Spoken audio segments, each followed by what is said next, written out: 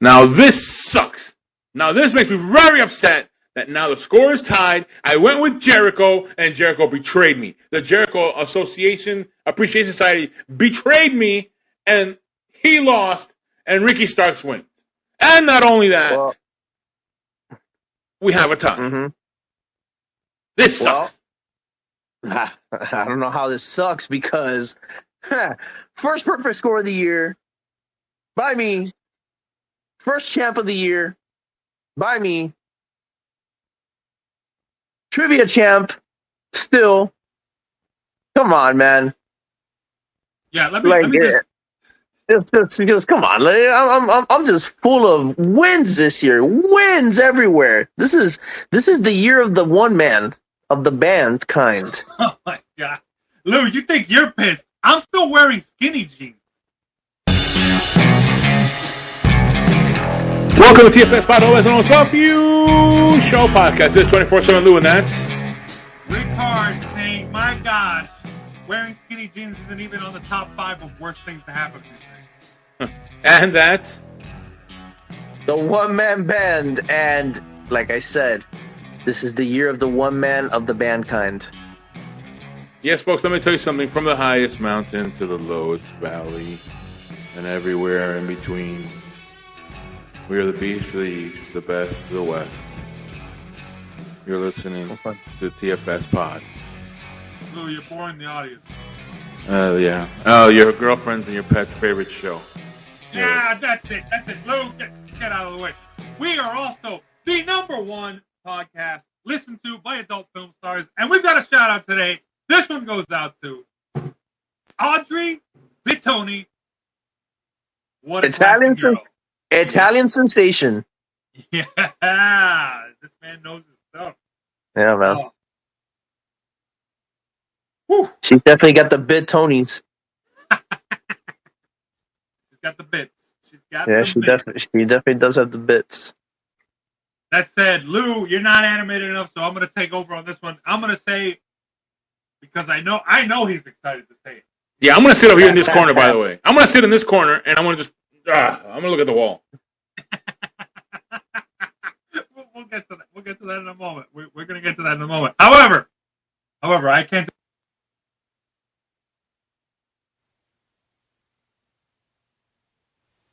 Everybody loves. Oh, this one's gonna feel so good.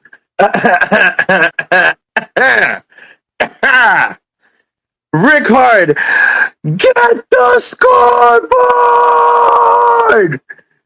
Alrighty, we have with AEW Revolution in the books. We have a tie for first place between. The soundboard isn't feeling dejected, I see. Shout out to our producer, keeping it professional. We have a tie for first place between 24/7 Lou and the One Man Band. They are both at 4 points. Yes, sir. And that, of course, is, for those of you who are wondering, how did One Man Band go from 2 points to 4?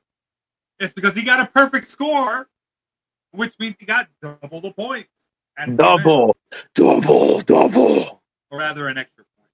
We shouldn't say that because 2-point events don't go double. But either way, 2 points at the event.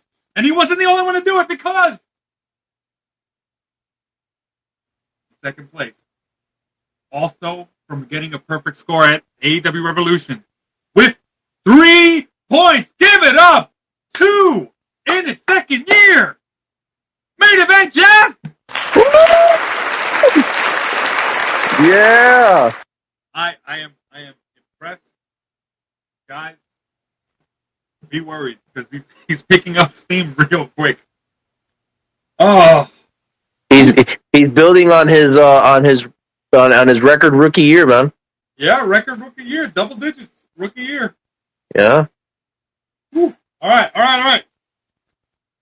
Following behind him in 4th place, we have Bogey at 2 points.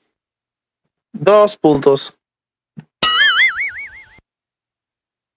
I don't know why that would be the sound effect. Someone's apparently aroused. And following him at 5th place, we have the randomizer at 1 point. 1.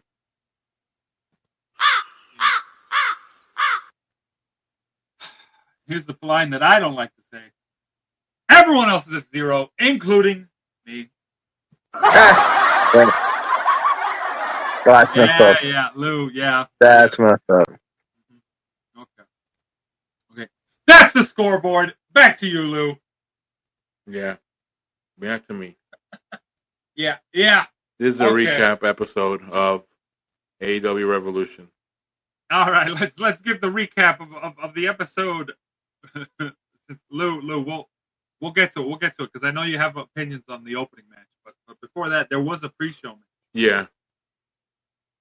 6-man tag between Mark Briscoe with the Lucha Brothers, Penta, El Zero Miedo, and Rey Fenix, going up against Ari Daivari and the Varsity Athletes, Josh Woods and Tony Nese.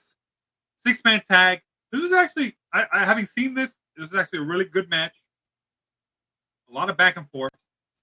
Mark Briscoe was there.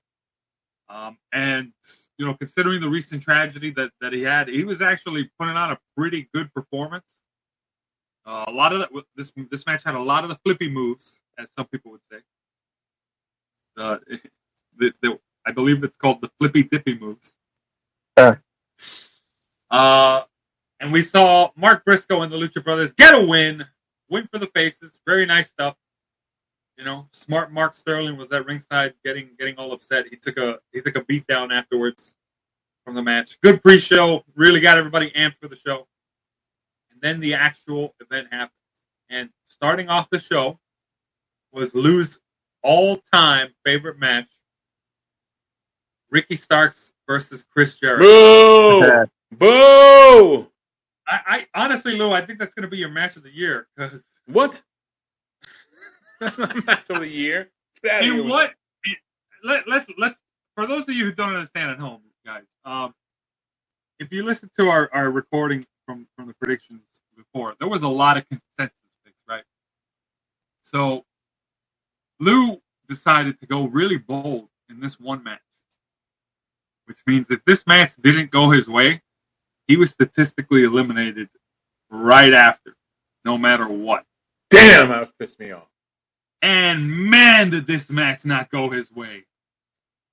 I was expecting more interference and for it to go Jericho's way, but it didn't. Record, this is the second time. This is the second time that and the faction is banned from ringside where they still come out and then they're like, oh, I didn't come out, because they did the same thing with where I think it was some match, Finn Balor and Edge or something, and Judgment Day was banned from ringside, and they did the nonsense. And they did, and they still came out. And I was like, what was the point of that stipulation of just going to lie?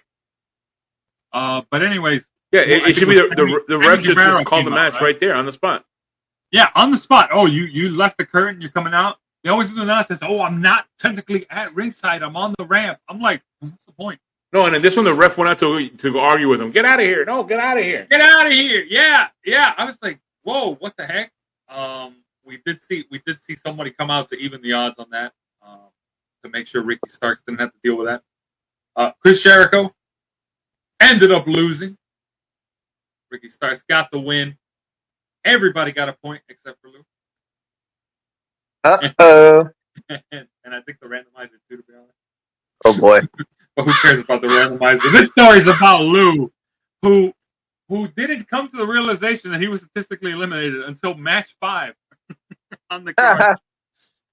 But I knew the minute that match ended, I said, well, Lou's not getting a point. AEW. Solid show. Solid show.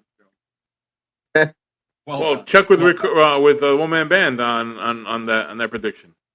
Yeah. One Man Band. You picked Ricky Starks for the win, along with everybody else who had a brain. Yeah. I'm kidding. Yeah. Lord. I'm kidding, Lou. Don't take it to heart. I know you're already upset, but it's all in good fun. But yeah, man, what did you see in Ricky Starks? I didn't see murder, that's for sure. Like with these machine guns going off, but no, the one thing that I saw that kind of said to me, okay, yeah, he's gonna win, was when he had that promo with Jericho. I think at the last Dynamite before the event, and he basically said that he was moving on from Jericho, and that he had an open contract, and that he was ready to face anybody. And at that moment, Peter Avalon showed up, pretty Peter Avalon, and was getting ready to accept. And then Jericho was there, and Jericho decked him. And so what it came down to was Jericho went down to the ring and started talking to Ricky Starks and saying, like, it's like, yeah, Junior, like, I'm not gonna wrestle you. Even though you beat me, I'm not gonna wrestle you, this and that. Like, I'm not gonna give you that time of day. And then suddenly Ricky Starks did the turn on him, like he reverse psychologied him. It's like, oh man, like, that's fine. Like, if you don't want to. And then Jericho kind of fed into his ego. It's like, well, even if I did this and that, and then he was like, well, why not? And then Jericho was like, all right, fine. You want to wrestle me? Fine. And he's like, oh, I do it, but I don't have a pen. And then Ricky Starks pulled out a pen, like, here you go, I have one. And they just kind of went with it. Like, that to me kind of showed me, like, oh yeah, Ricky Starks has got this one in the bag, because they have been talking about pushing him for a little while. Yeah, he definitely got him with that promo. Some superb Yeah, it was a good one. Work. It was a good back and forth, and it's just four out of 5 participants, not counting the randomizer, kind of saw the writing on the wall. Yeah. But, just because 4 out of 5 dentists say Colgate Total is the right toothpaste for people to use, it doesn't mean Lou can't be the one dentist that says no. Oh, come on, man. Come on. Yeah, I'm going to just change my voice for the rest of this show. No. Editor, producer, please get the sound effect off. We're not talking with Chipmunk Lou. All right, Vince McMahon. All right. Let's talk about the final burial match, which, by the way, Wikipedia said was going to be a no-holds-barred match. Turns out it was basically a buried alive match. So I was right. Remember I said that? I said... Yeah, you did say it. You called it. Look at that. And Christian got put inside that casket. It's like Christian got put in a cage. Oh, yeah. Basically, they put Christian in that casket the same way we put Lou's hopes of chance of winning. Hey-oh! I got one for every match. Okay, you got games. All right. You got games, but you don't have wins. Okay, all right. You don't have wins. Yes. There we go. Good, keep on going. Yeah, okay. All right, Lou. Yeah, you're right. I haven't gotten a win yet. Don't worry. I'm going to turn it around. All right, our next matchup. All right, next matchup. It was House of Black versus the Elite. Mm. By the way, Jungle Boy got the win in that last match. Very good. He finally got his payoff moment. Yes. Very good build. Anyways, House of Black versus the Elite. We saw, and correct me if I'm wrong. Let me see if anybody can fill me in on this one, because I'm kind of like caught off guard by this. I thought Malachi Black was ditching AEW at one point. I thought as well. Yeah. I don't think it was. I don't know. I don't know if it was a work. I guess they must have mended fences. They must have mended fences quick enough to where he decided to come back. But I do remember he did like a curtain call and everything. Was like, "Thank you guys. Like, I'm out of here." And then not even like, excuse me, not even like 2 months later, he's back. And with the championship. Yeah, and with the championship. Yeah. Shout out to Kenny Omega for leaving. No, well, he didn't leave. Maybe. Potentially. Potentially. Yeah, because he has another matchup. There's a triple threat trios match. Which he's probably gonna lose. Yeah. So. So yeah, Yeah. next match. Man, we have a lot. Just give the results, Lou. Calm down. We have House a lot. of Black, new trios champions, just like the one-man band is the new World Predictions champion. Yeah. You know, this show was all about champs taking the loss. Oh Lord. Oh man. Next match was Jamie Hayter going up against Saraya and Ruby Soho in a triple threat match for the AEW Women's World Championship. And here's a fun fact. The match duration was exactly, according to Wikipedia, for those who are going to like question me on this, was exactly 10 minutes. You know, a perfect 10.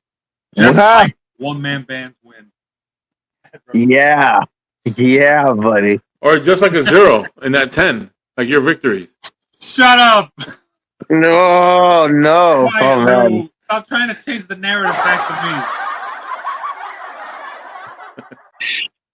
Anyways, all right. There actually was some storytelling in this that was really, really interesting here. So you had Jamie Hayter get the win. Tony Storm was at ringside, and they did a spot where at some point Jamie Hayter went for the pin. Tony Storm got on the apron. Jamie Hayter knocked Tony Storm off the apron. Then Saraya got a pin, and Britt Baker got on the apron. Saraya knocked Britt Baker off the apron. Finishing moves were exchanged. At some point, Jamie Hayter got the pinfall, won the match, and then immediately gets attacked by Tony Storm and Saraya, like ganging up on her. Meanwhile, Ruby Soho was in the corner looking dejected. Britt Baker tries to go in, make the save, try to help out, but you know, Saraya and Tony Storm are beating her up now. And Ruby Soho goes in there, throws Tony Storm out, throws Saraya out, and says, "Yeah, this isn't your house." She stands tall there with Britt Baker and Jamie Hayter at ringside. She raises Jamie Hayter's arm, and we're like, "Oh, there you go." Put line in the sand, and then hits the kick. Well, I assume it's the riot kick. Or they call it a different name, but she hits what used to be called the riot kick on Jamie Hayter, and then attacks Britt Baker, and then joins sides with Saraya and Tony Storm.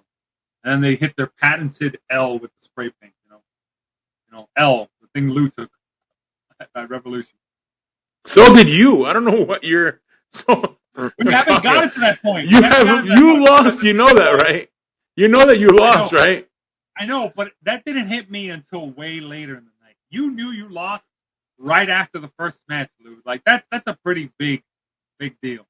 Either way, it's a loss. You still don't have a victory. We're now talking in the era where we have had how many pay-per-views?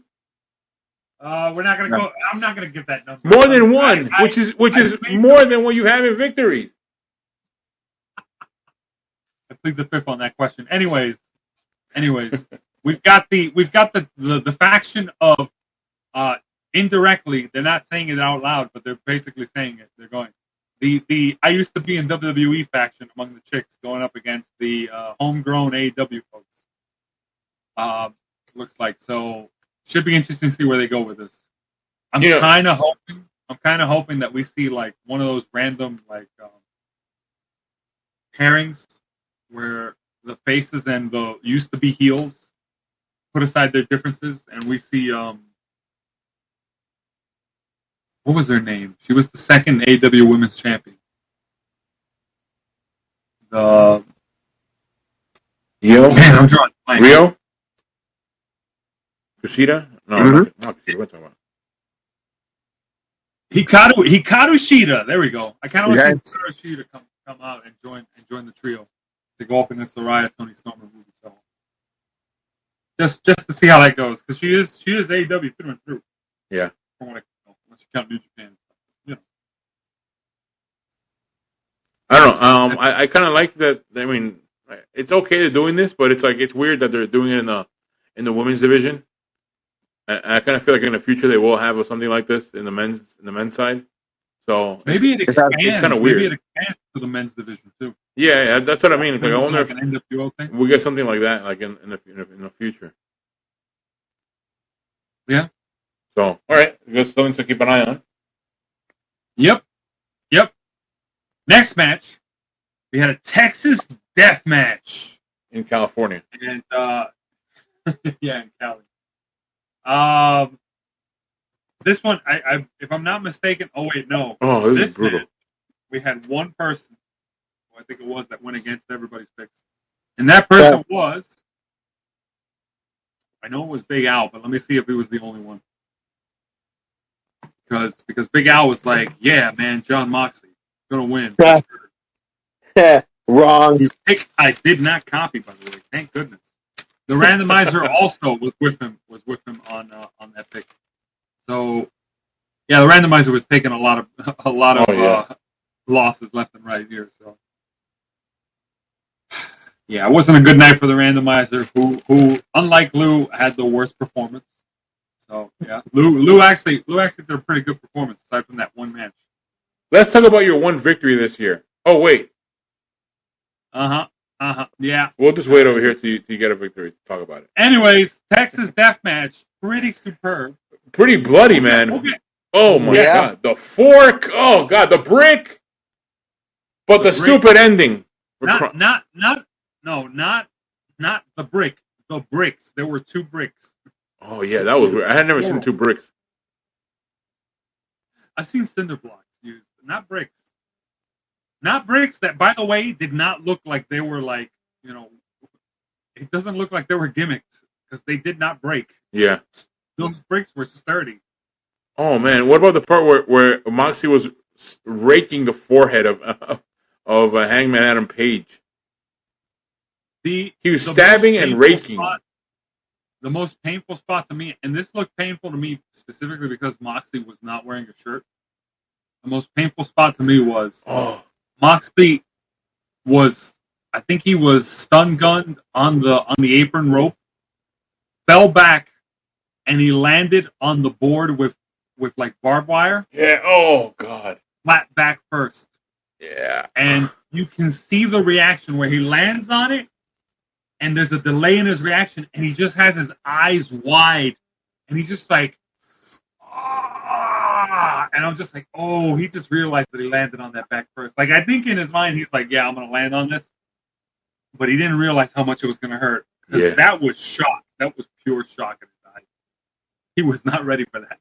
I bet you a Lowe's store, or a Home Depot, who knows, was pretty emptied out in the San Francisco area. It better be a Home Depot. I wonder why you say that.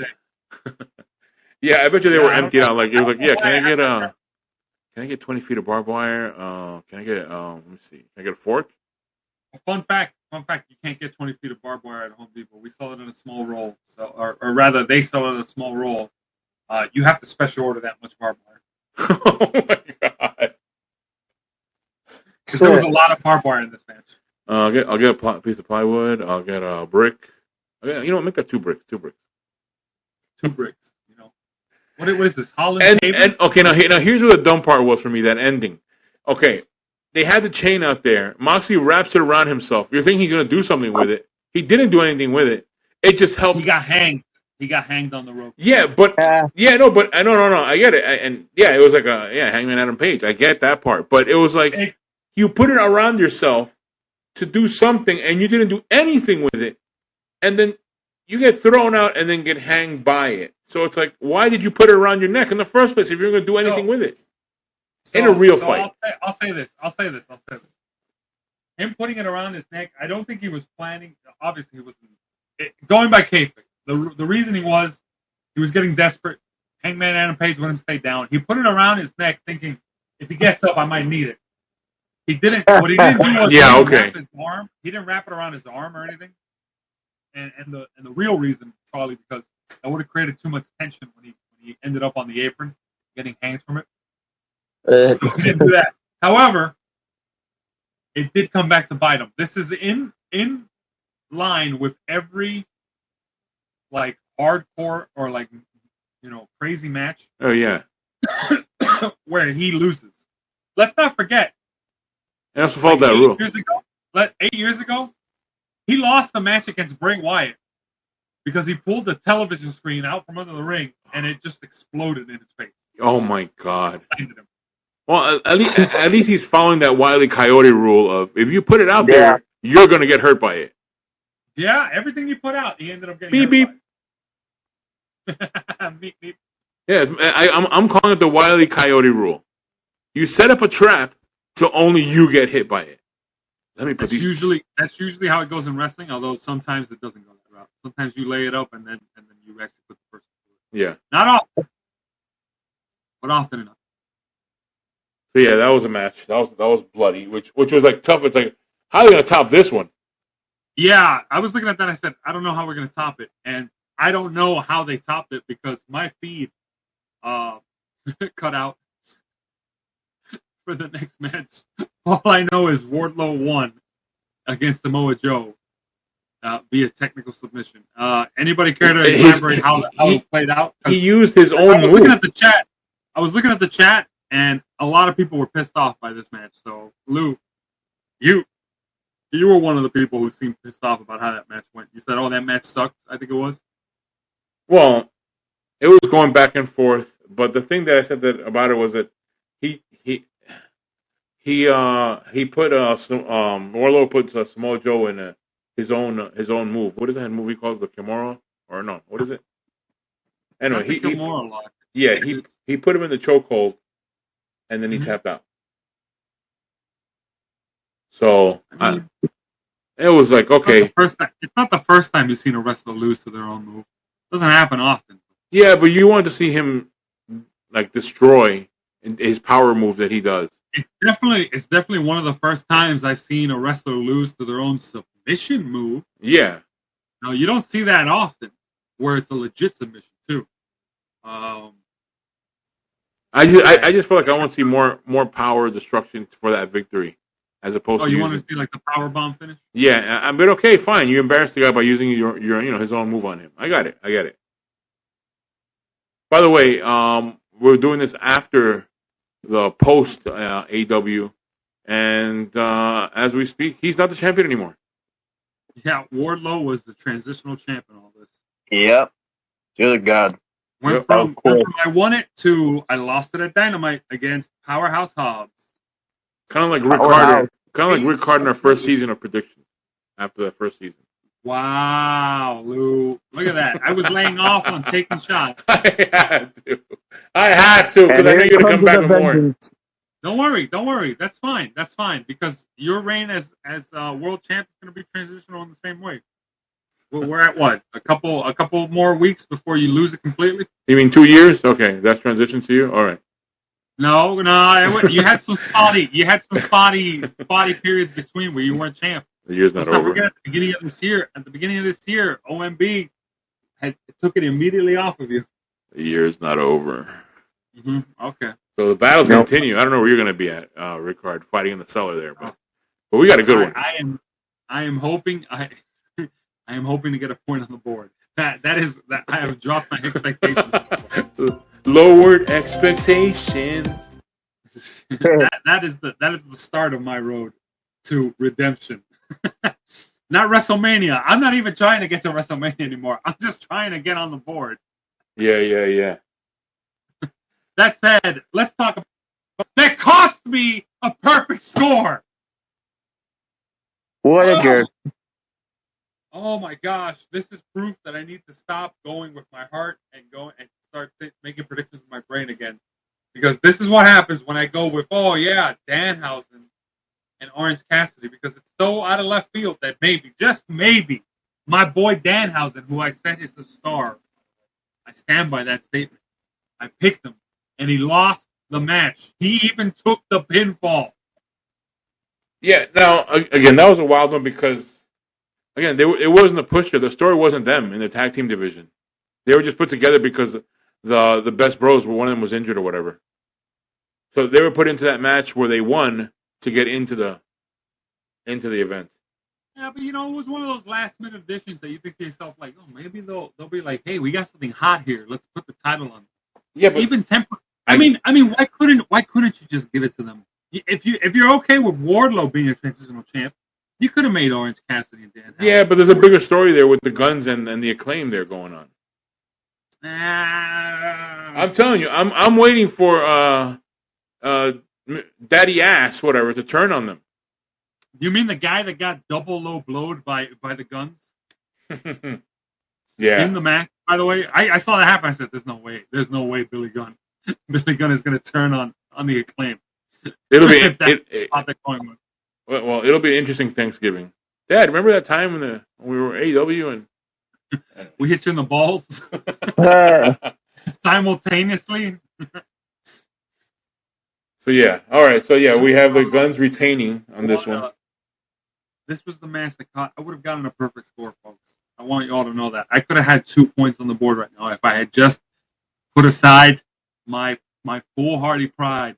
How many events now? How many from the nobody is gonna win prediction to the Ronda Rousey is gonna win this Elimination Chamber match. She's not in. All of these predictions. Heath Slater is gonna be number one contender because he's my boy. Gotta go. All of that. You still believe that? You still think he's gonna win? I do still believe that. You are right, sir. I do still believe Roman Reigns versus Heath Slater right now. Who wins? Clearly Heath Slater. Oh my God. MJF versus Heath Slater. Who wins? Well, Heath Slater. Oh my God. Josh Alexander versus Heath Slater. Josh Alexander hasn't wrestled him yet, which I think is very telling. I know. I think they did. He's scared of Heath. I think they did. Anyway. No. Heath Slater fought Moose. 24/7 Lou versus Heath Slater. No. Oh, easy. Yeah, I'm gonna lose that one. I'm just joking, Mr. Slater or Mr. Heath. Anyway, By the way, I need to start making picks clear of mind and know when I need to not die on a hill for the sake of losing a point. A lot of funny moments in this match, but ultimately, Guns retained. Good. I'm glad that you're saying that now. It's only the third month of the year and the 20th pay-per-view. But okay. Yeah. Good time to start. I'll answer that question now. I'm okay with answering this now. Now that we've gone into my folly, this was the 7th pay-per-view of the year that we've done predictions. Oh wow! 7. And I'm really hoping WrestleMania week really turns things around for me. Go randomizer. Anyway, okay, let's go to our last match. 60 minutes of this one and more. 60 minutes and overtime with sudden death. Yep. And what a match! We can break down some of the spots because it's pretty obvious they did. It's pretty obvious they had Before we get to that, I want to get a take from the one man band, our current tie with a championship with me. What's your take on this match? Did you catch any highlights of it?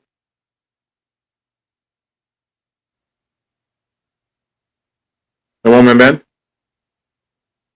All right, he's looking it up. Oh. He's thinking long and hard. He's probably prepping that victory speech. That's what it is. I knew it. Okay, so let's continue on with this match, Ricard.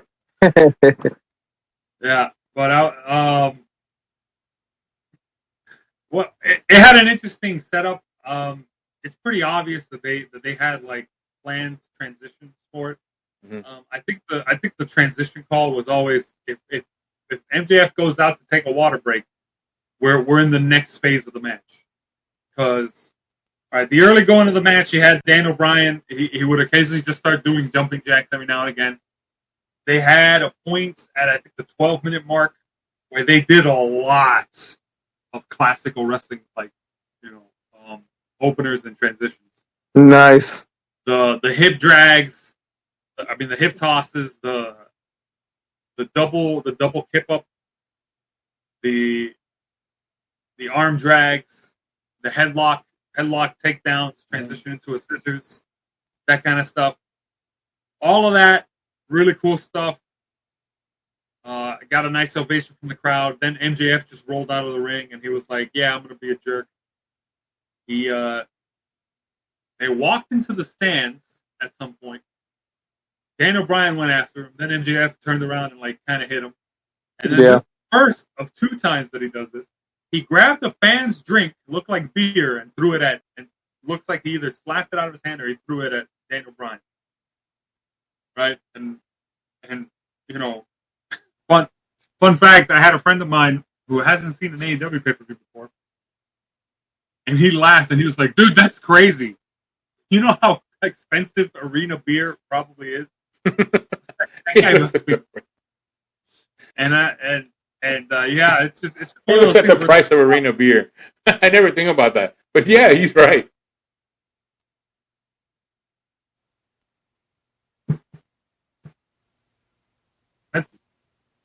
But yeah, I was like, yeah, that's the kind of heel MJF is.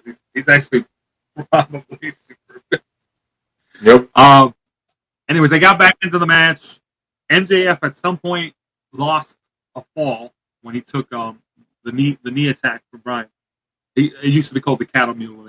I don't know what it's called now. Daniel Bryan hit his finisher, got the pin. It was 1-0, and this was at around the 18-minute to 20-minute mark. There were no breaks between pinfalls, right? Nope. So, or no break between falls. So it just went immediately back, and MJF went for a low blow on Daniel Bryan, which got him disqualified. So it was 2-0. Oh yeah. This all happened really quick. I didn't really catch all of it, but what I understand is MJF low blow Daniel Bryan, immediately went for a cover. Daniel Bryan in shock did not kick out from the low blow. 1, 2, 3. 1 point, 1 fall for MJF. It's 2-1. MJF immediately went for another cover and cradled and made sure that Daniel Bryan was still like in shock. 1, 2, 3, 2-2. So MJF recuperated both his falls from the DQ and the pinfall. Yep. And then he went for a third pin, and Daniel Bryan actually kicked out. And I think he transitioned into the yes lock. Oh yeah, those holes were really, man. I thought they were going to tap, and I was at the edge of my seat, and also looking at the clock. How fun was that? That was really well done by AEW. Well, I like what AEW did. They didn't show you the clock consistently from the start of the match. Mm-hmm. Not until they went to the 45-minute mark did they start showing you the clock a little bit more. But they would phase in and out of it. They'd be like, "Oh, it's 45-minute mark." That's yeah. The watch shows. Yeah. And then it takes away from it. And then you wouldn't see it again until like the 40-minute mark.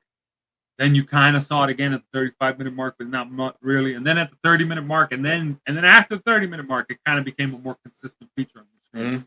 But I like that they did that. It wasn't just, the clock's ticking. 56 minutes left. Oh my God, this could go. No, they were just like, look, just watch the match. Yeah.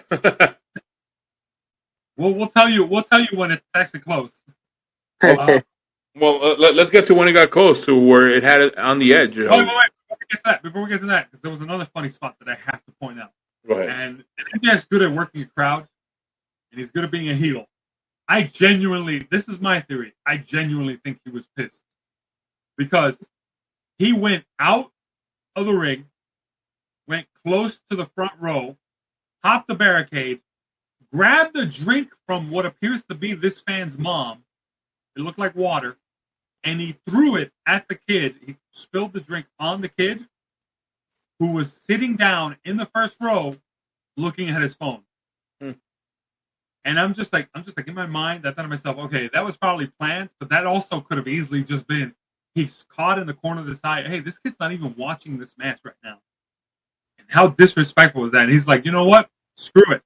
And my friend once again chimed in. He goes, dude, that water's probably expensive. No. He's like, how is he getting away with this? By the way, you know what? If your friend's thinking like that, you better not go to an event with your friend or expect him to be buying stuff. I brought my own water and my own beer. Because I'm not getting ripped off in the stands. Hey, he's got a point though. Sometimes these arena events, charge an arm and a leg for some of these beverages. Oh, wait, I hope that when AW will be down here in South Florida where we record this, we can all go. Yeah, I'm hoping for it too, because it would be nice to go to at least one AW. Yeah, man. We have to. Yeah, go out of business. I've been to one. Whoa, easy there, buddy. I'm glad you called that. I'm glad you called on. I know. That's harsh. That's unnecessarily harsh. Good for the wrestling business to have competition. Yada yada yada. That's great. I just want to sing Chris Jericho's theme. Yeah, that's what I need you to do. That's why I need to go to an event. I am so ready for that chorus. So wait. So let's get to the last few seconds of this match and what happened after that. Well, I believe we had The submission hold. No, because we had 2 more falls before that. It went to 3-3. We were at 2-2 for a while, and then I believe we had it go to 3-2 with MJF in the lead. And then MJF took a submission loss also from the yes lock at around the 10-minute mark. Around there, there was a point where it was 3-3 for a bit, and we were in the last hall of the match. MJF was busted open, and this is a very good spot, by the way. I really like the storytelling they did in this spot. Yeah. There's a spot where they were both face down in the ring. I believe it was after MJF hit the pile driver. He was selling a knee injury. He hit the pile driver off the middle rope. Bryan Danielson was like flat, like just not moving. Hit the pile driver off the middle rope. Didn't capitalize and get the pinfall. They both rolled to like the middle of the ring, kind of like getting their bearings. And MJF, it was tied, so he didn't know how he was. So MJF has a face, crimson mask, and he's like looks like he's ready to cry, right? Meanwhile, the camera pans to Daniel Bryan, who's opposite to him, getting up slowly, and Daniel Bryan's laughing. Oh yeah, that was really good. That was just a tale of 2 stories. I was like, this is such amazing storytelling. Yeah. One of them is completely like, what the hell do I got to do to put this guy away?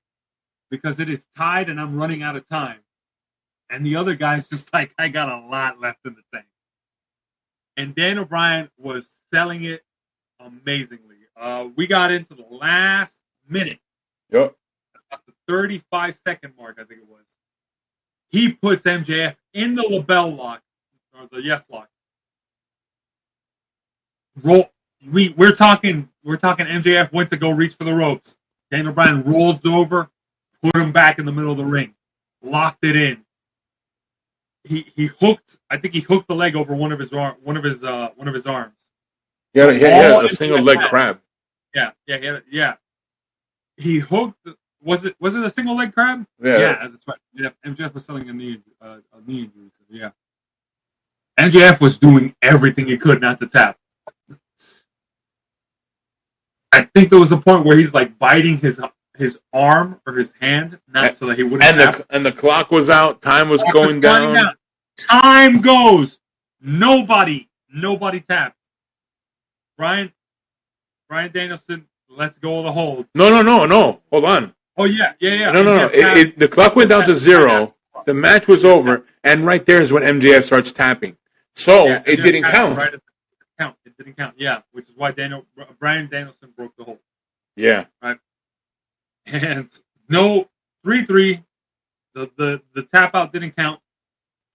Bryan Danielson's arguing with the ref.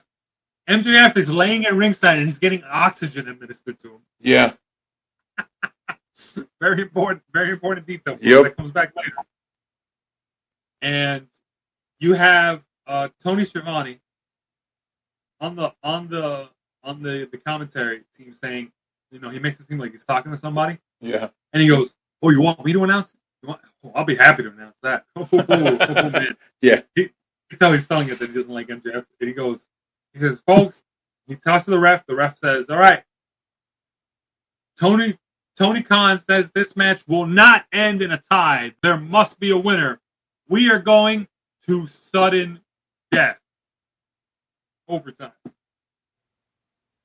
MJF has nowhere to go. The ref, I think at some point the ref takes his ring away from him after overtime is announced. Yeah, before that, because he saw the ring, he had the ring on. Yeah, he had the ring on. He took it off of him. Yep. He took it off of him. So yeah, sorry, I got to wrap this up a little bit quicker on this one because I can't wait for that speech from the one-man band. But here we go. Yeah. All right, finish was MJF rolled to the outside. Ref didn't see it. He grabbed the oxygen tank. Bryan Danielson went to grab him, hit him with the oxygen tank.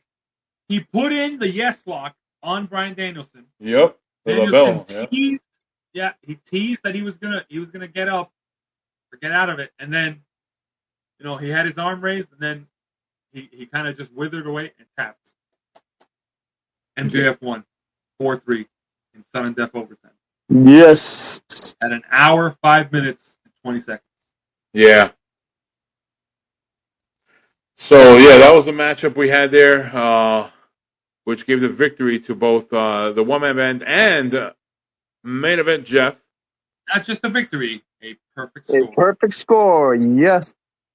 Yep. So yeah, that was an exciting moment there in Revolution. So as customary, we always try to do this after a great big victory there.